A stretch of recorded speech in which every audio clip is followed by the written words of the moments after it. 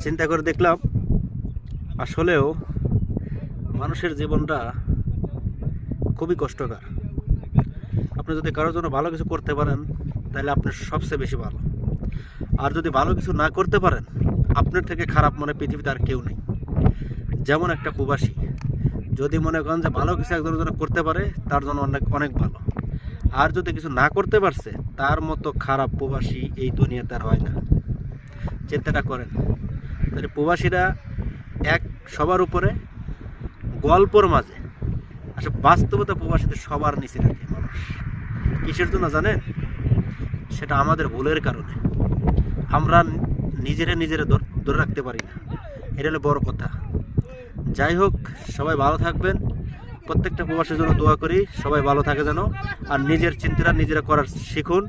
নিজের কাছে কিছু রাখার চিন্তা করুন, তাহলে আপনার জীবনটা ভালো চলবে। না হলে আপনাকে কেউ দাম দিবে না।